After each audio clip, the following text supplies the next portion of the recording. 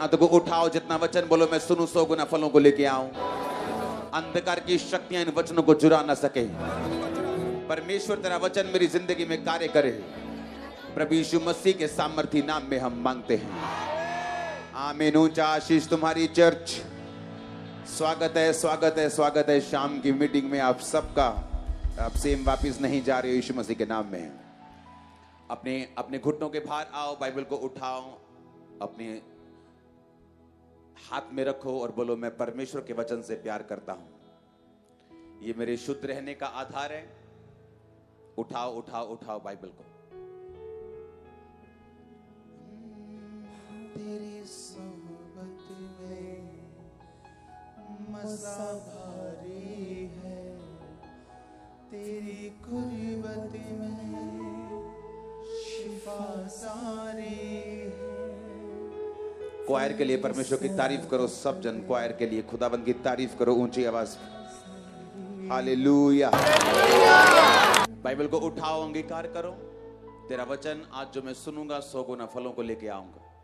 मैं इसे इग्नोर नहीं करूंगा। तेरा वचन कहता है जब किसी ने वचन को इग्नोर किया है, समय आने पर, इमरजेंसी आने पर परमेश्वर ने उसको इग्नोर किया है। परमेश्वर मैं तेरे वचन को इग्नोर ना करूं, ताकि तू भी समय आने पर मुझे इग्नोर ना करे। उठाओ हाथों को थैंक यू जीसस बोलते हुए। हिलाओ हिलाओ हिलाओ हिलाओ हिलाओ हाथों को।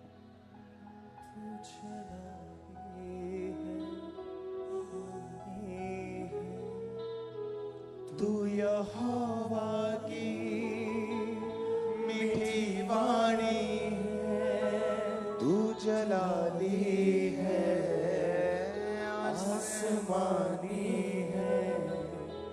तू यहोवा की मीठी वाणी है। अपने हाथों को उठा के जितना वचन आज मैं सुनूंगा खुदावंद, मैं वायदा करता हूं मैं उस पे चलूंगा। अंगीकार करो, जितना वचन आज मैं सुनूंगा मैं सेम वापस नहीं जाऊंगा। मैं उसे सुनूंगा, समझूंगा और फलों को लेके आऊंगा। उठाओ हाथों को, क्योंकि हीलिंग से पहले, डिलीवरेंस से पहले वचन का सुनना, उसका मानना जरूरी है, ताकि वो परमानेंट रहे, आपकी लाइफ में बनी रहे और खड़ी रहे। उठा के हाथों को वचन के लिए प्रार्थना करो कि परमेश्वर तेरा वचन मैं मानूं, सुनूं, फल लेके आऊं।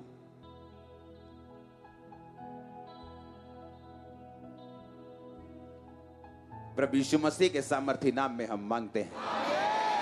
मलाकी 2 उसकी 14 से 16 आयत, मलाकी 1 उसकी 2 से 5 आयत, प्रेरितों के काम 8 उसकी 1 आयत, मलाकी 2 उसकी 2 से 3 आयत, फिलिप्पियों 1 उसकी 12 से 18 आयत। जितना भी वचन परमेश्वर ने आपको दिया है, बाइबल से आपको सुनाया है, आपको फॉलो करने के लिए दिया है, वो सारा आप ही की ब्लेसिंग के लिए है। आमीन। ऐसा एक भी वर्ड नहीं है जो परमेश्वर ने या सिर्फ किसी के लिए दिया हो, या आपके लिए ना दिया हो, या आपके फायदे के लिए जो ना हो। अपने हाथों को उठाओ, बोलो ये वचन मेरे फायदे के लिए है, इसे मैं सुनूंगा और फलों को लेके आऊंगा। ऊंची आवाज में, जितना मैं सुनूंगा 100 गुना फलों को लेके आऊंगा। प्रभु यीशु मसीह के सामर्थी नाम में हम मांगते हैं। आप बिलीव करते हो परमेश्वर का वचन आप लोगों के लिए है? आप बिलीव करते हो कि परमेश्वर ने जो भी वचन आपके लिए बोला वो आपके फायदे के लिए है? आप बिलीव करते हो कि नहीं?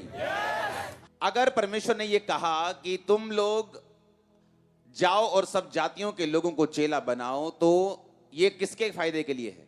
कैसे तुम्हारा फायदा कैसे होगा? ये तो काम मिला तुम्हें, फायदा कैसे है? क्योंकि अगर परमेश्वर ये कह रहा है कि तुम सेवा करो, इसका मतलब वो तुम्हें याजक के रूप में देखता है। अगर वो तुम्हें याजक के रूप में देखता है, तो वो ये भी देखता है कि मेरे याजकों के लिए पानी बेस्ट हो, दाख बेस्ट हो, घर बेस्ट हो, मैरिज बेस्ट हो, लाइफ बेस्ट हो। इसका मतलब वो फायदा परमेश्वर का हुआ कि तुम्हारा हुआ?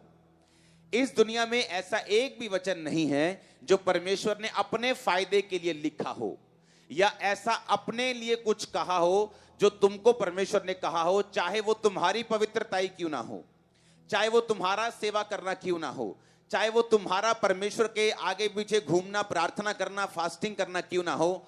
उसमें से एक भी वचन ऐसा नहीं है जो परमेश्वर ने अपने फायदे के लिए कहा हो कि मेरा फायदा हो जाएगा जब तुम ऐसा करोगे तो। बाइबल कहती परमेश्वर ने आपको अपनी सहभागिता के लिए बनाया। बाइबल कहती परमेश्वर ने आपको इसलिए बनाया कि आप परमेश्वर के साथ संगति कर सकें और उसका सारा फायदा आप ही को वापस मिल सके। आमीन।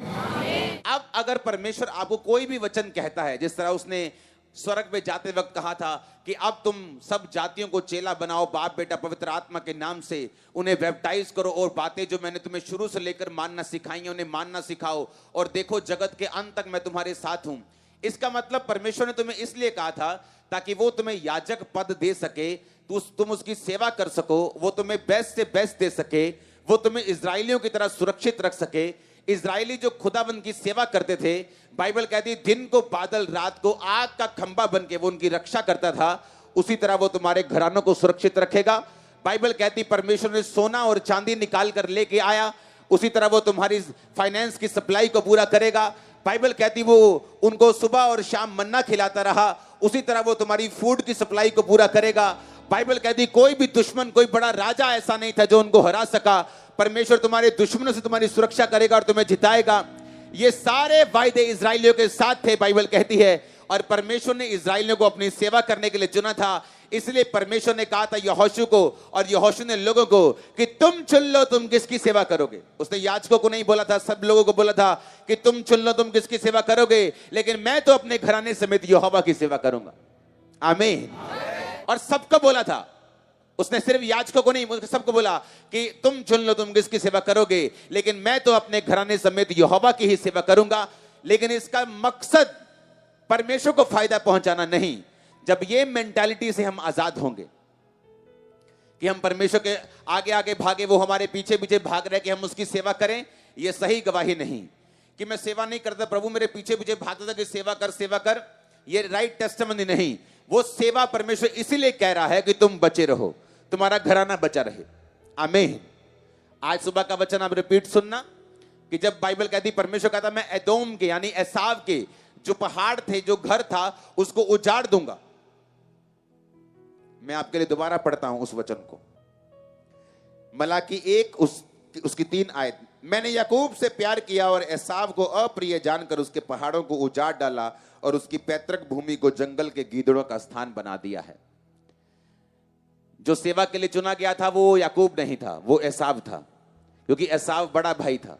परमेश्वर की सेवकाई हमेशा बड़े भाई के ऊपर होती थी। दाऊद के बड़े भाई के ऊपर थी, लेकिन उसने पाप किया तो परमेश्वर ने उसके छोटे भाई को दी। उसने पाप किया, उससे छोटे को मिल गई। उसने पाप किया, उससे छोटे के पास आ गई। सबने पाप किया, सबसे छोटे दाऊद के पास आ गई। उसने पाप नहीं किया तो उसके पास बनी रही। परमेश्वर ने कहा कि एसाव को मैंने अप्रिय जानकर उसके जो पहाड़ थे उनको उजाड़ दिया, उसके घर को मैंने गिदड़ों का समान स्थान यानी जंगल बना दिया। कारण क्या था? क्योंकि एसाव ने अपने शरीर के काम को प्रिय समझा, परमेश्वर की सेवा करने को तुच्छ जाना, इसलिए उसने पहले उठे होने का अधिकार याकूब के हाथ में एक दाल के बदले में बेच दिया था। जब एसाव आया था और कहा था याकूब को क्या पका रहा है, उसने कहा दाल पका रहा हूं। उसने कहा मुझे दे, मुझे बहुत भूख लगी, मैं मरने वाला हूं। रफ एंड टफ क्रिश्चियन जिनको बोली की समझ नहीं, कुछ भी बोल देते घर से, हाय मर गया, हाय बिजनेस बड़ा खराब चल रहा है, हाय अगर इतनी गर्मी रही मैं मर जाऊंगा, हाय इतनी सर्दी लगी तो मर जाऊंगा। रफ एंड टफ क्रिश्चियन जिनको बोलने का कुछ पता नहीं, और ये नहीं मालूम कि आपका बोलना एक बीज की तरह, जब आप बोल देते हैं आप तो भूल जाते हैं, लेकिन वो जमीन में चला जाता है। आप अगर गेहूं का बीज डालकर भूल जाएंगे, लेकिन वो एक दिन फल लेके आएगा, उस पर पानी पड़ेगा और वो फल लेके आएगा। आप कोई भी वचन बोलेंगे अपने मुंह से, आप भूल जाएंगे, लेकिन वो वचन फल लेके आएगा, चाहे वो अच्छा हो चाहे वो बुरा हो। इसलिए परमेश्वर ने कहा अगर तू अपनी जुबान को काम में लाना जानेगा तो इसका फल पाएगा।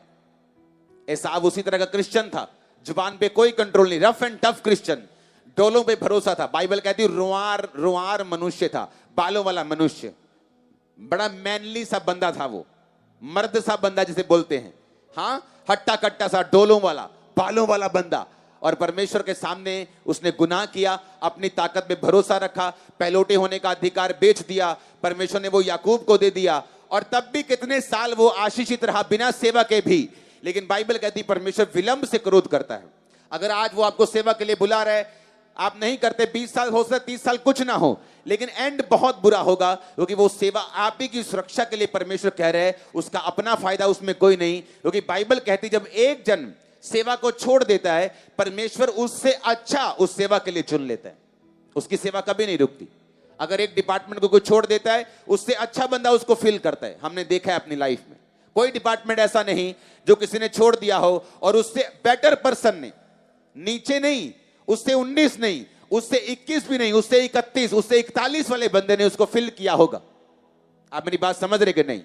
ये परमेश्वर की सेवकाई है। वो बताता है कि जब आप इसे करेंगे डिलाइटफुली, खुश होके, आनंदित होके, तो परमेश्वर आपको बरकत देगा, वो आपको लॉन्ग प्लान देगा, वो आपको परमानेंट ब्लेसिंग देगा, वो आपके परिवार के बारे में सोचेगा, वो आपकी सप्लाई को पूरा करेगा, वो आपके दुश्मनों को हराएगा, वो आपके फाइनेंस का इंतजाम करेगा, वो आपके बीमार को आपको नहीं होने देगा, बीमारियों को दूर करने का इंतजाम करेगा। आमीन। अगर टेंट से बाहर है, ये बरकत आपकी है चर्च। हालेलुया। और सेवा हर बंदे के लिए है, सिर्फ मेरे लिए नहीं, सिर्फ वॉलंटियर्स के लिए, क्वायर के लिए, कैमरामैन के लिए नहीं, यहां बैठे एक एक जन के लिए है। अगर आज आप पहली बार आए हैं, वो आपके लिए भी है। आप समझने में 2 साल लगा दें, 1 महीना लगा दें। मैं जब परमेश्वर में 3 महीने का था, मेरी सेवा शुरू हो गई थी। मैंने लोगों के लिए प्रार्थना करनी शुरू कर दी, पास्टर को इधर ले जाओ, दरी बिछा दो, गाना गा लो। क्वायर का मैं मेंबर था, क्वायर में गाता था, तो मेरी सेवा शुरू हो गई।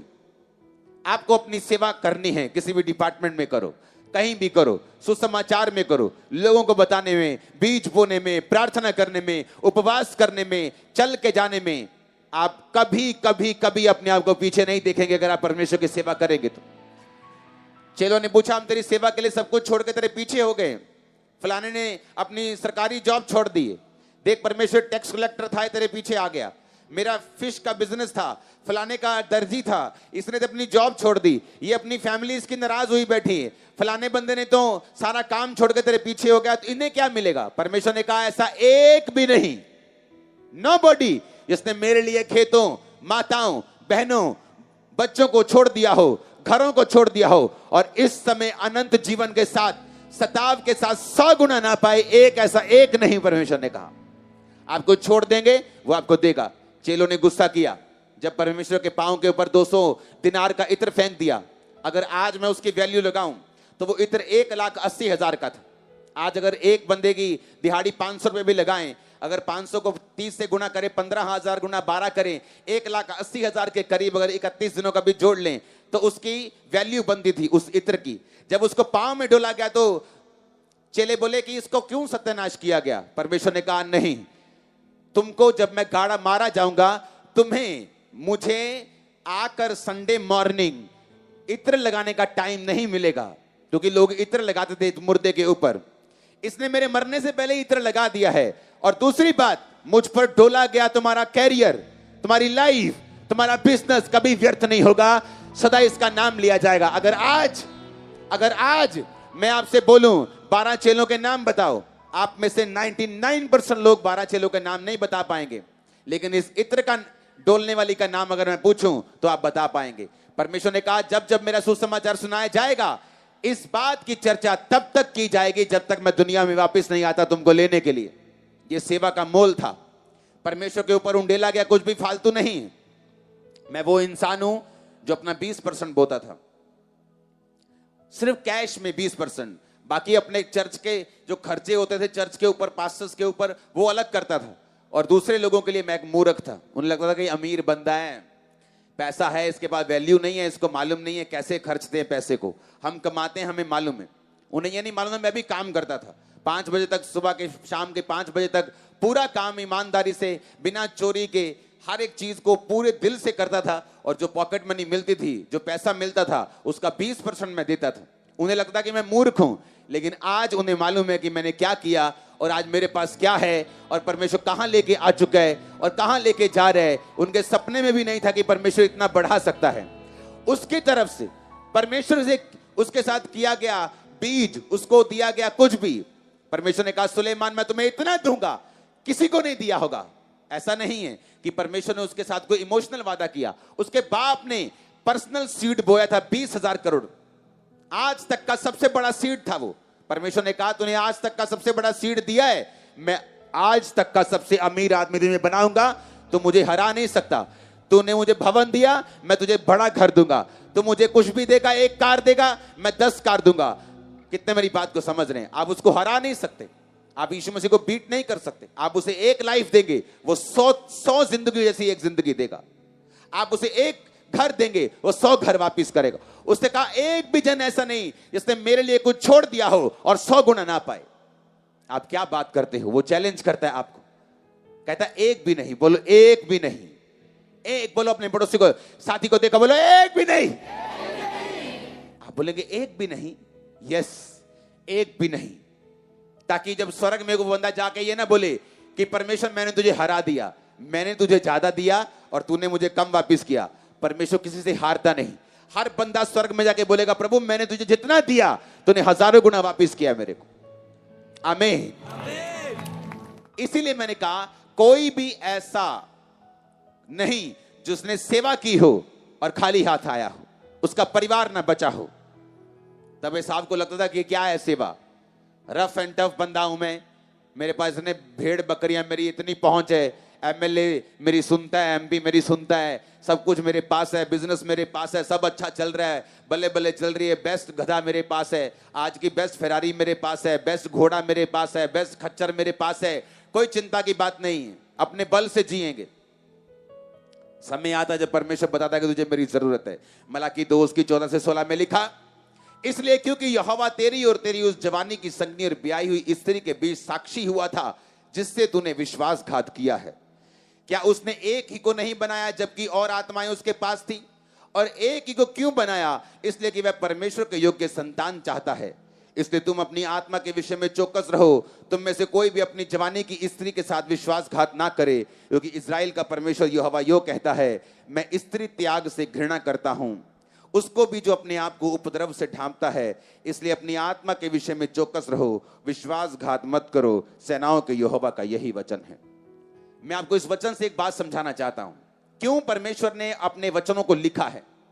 यहां परमेश्वर ने लिखा कि जब मैंने आदम को बनाया और उसके लिए जब मैं हवा को, औरत को बनाने लगा, परमेश्वर कहता है क्या और आत्माएं मेरे पास ना थी? थी कि नहीं थी? बताओ, सो गए हो क्या? थी कि नहीं? हाँ या ना? ऊंची आवाज में बोलो, ऊंची आवाज में, थी कि नहीं? तो परमेश्वर क्वेश्चन पूछता है, कहता अगर मेरे पास और आत्माएं थी, मैंने आदम के लिए 2 पत्नियां क्यों नहीं बनाई? जितने हेल्पर हो उतना अच्छा है, हां कि नहीं? पर उसने एक ही दिया। जब उसने हेल्पर दिया तो 1 हवा बनाई, उसने 2 नहीं बनाई, 3 नहीं बनाई, 4 नहीं बनाई, 7 नहीं बनाई, 72 नहीं बनाई, 86 नहीं बनाई, उसने 1 बनाई। परमेश्वर कहता मेरे पास और भी आत्माएं थी, पर मैंने उनमें से 1 को ही चुना, क्योंकि परमेश्वर अपने योग्य संतान चाहता है। तुम्हारे और तुम्हारी वाइफ के बीच में लिखा वो साक्षी हुआ था, उससे उसको त्यागना या उसको छोड़कर दूसरी से संबंध बनाना, परमेश्वर ने कहा यह विश्वासघात होगा।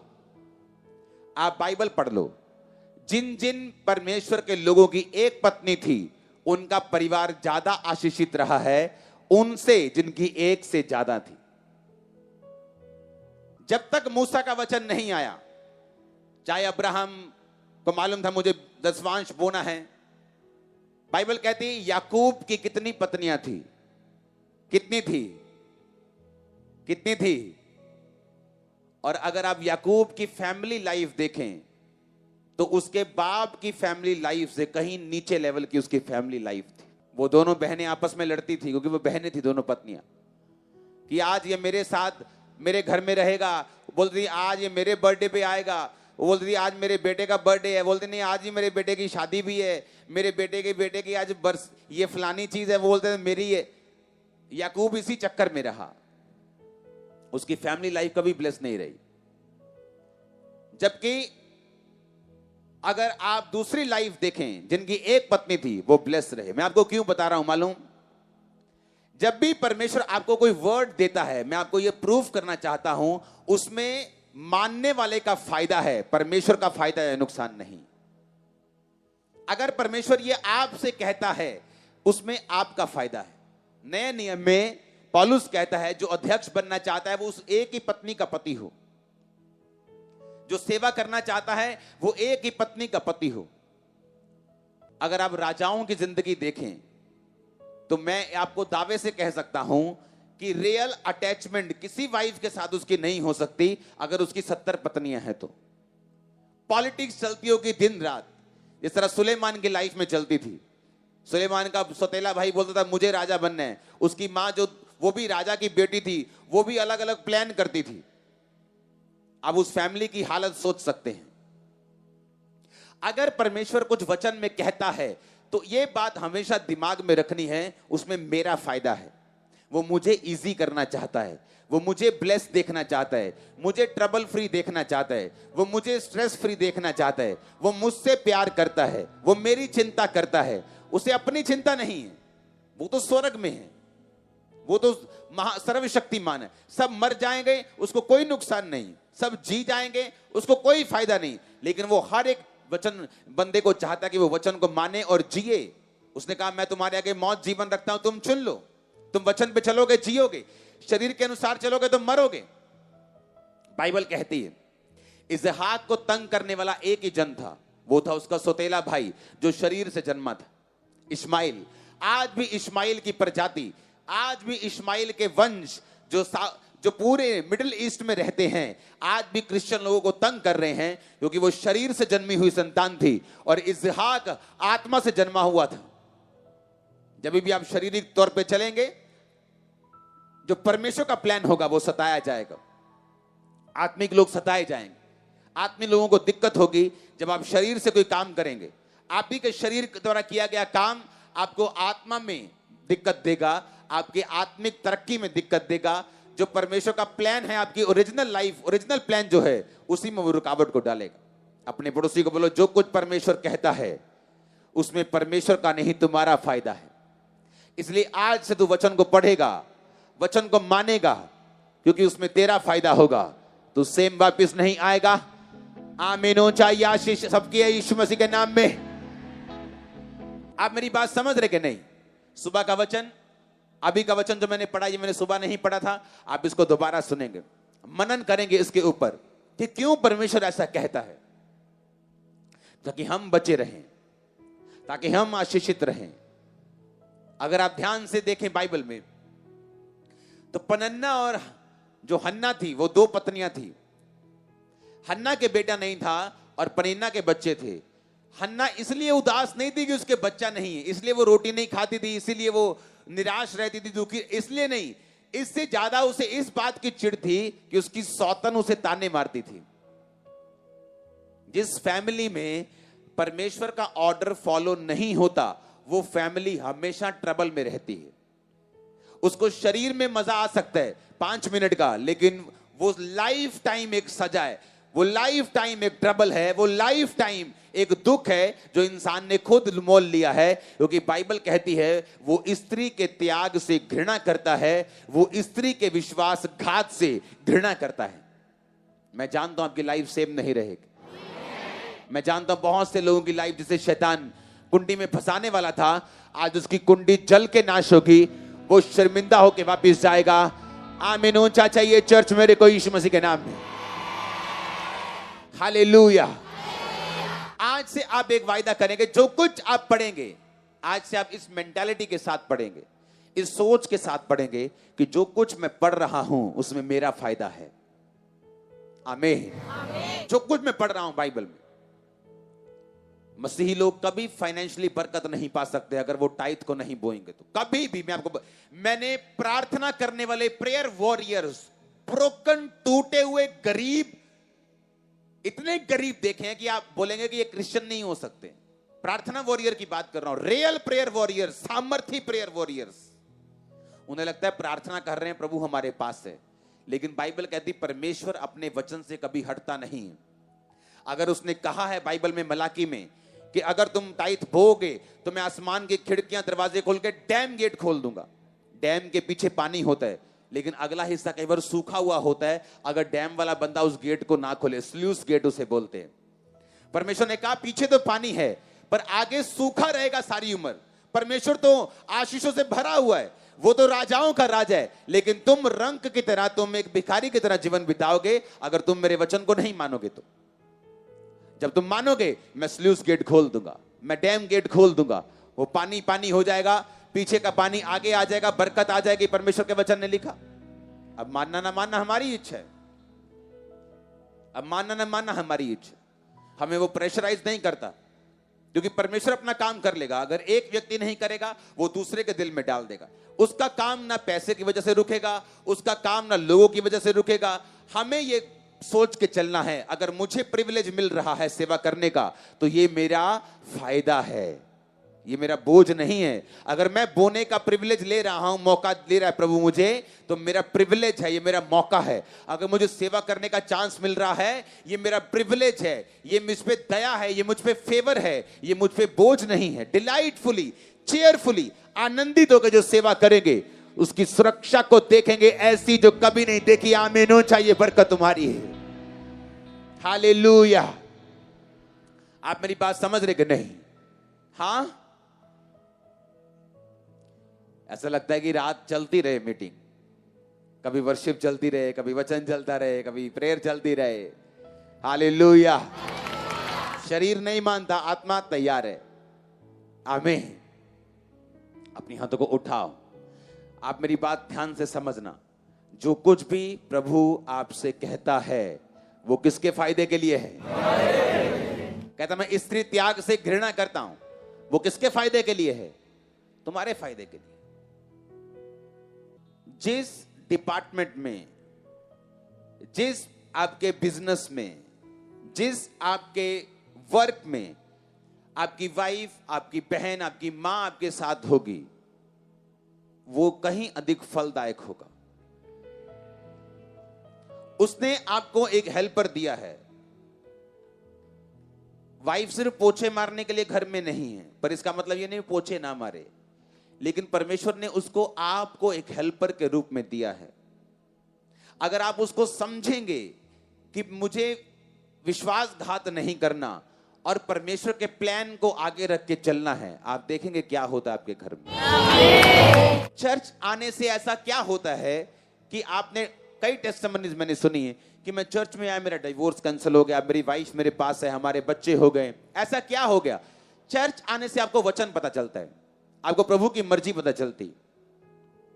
मैंने घरों में लोगों को घर तोड़ते हुए देखा है, मां को बेटी का घर तोड़ते हुए देखा। हर टाइम फोन पे की बनाया आज, और टिंडे बनाए, इतने तो चिकन बनाया। वही वाइफ को घूर के दे, हस्बैंड को घूर के देख रही होती कि ले भी चिकन लेके आकर आज, और कल चिकन बना था घर में और उनके घर से 4 दिन से टिंडे बन रहे हैं। आप मेरी बात समझ रहे कि नहीं? परमेश्वर ने एक सिस्टम बनाया है, अगर आप उसको फॉलो करेंगे आपकी फैमिली हेवन होगी। अगर आप उसको फॉलो करेंगे आपका फाइनेंस हेवन होगा। आपकी मिनिस्ट्री के लिए आपको धक्के खाने की, आपको फेक करने की, आपको कुछ भी करने की जरूरत नहीं होगी। एक्स्ट्रा लोग होंगे, एक्स्ट्रा बरकत होगी। ये परमेश्वर का प्लान है आप लोगों के लिए। अपनी हाथों को उठाओ। Thank you Jesus. परमेश्वर के वचनों को सुनने के लिए हमारे चैनल को सब्सक्राइब कीजिए और हमारी लेटेस्ट वीडियो सबसे पहले देखने के लिए बेल आइकन को प्रेस कीजिए।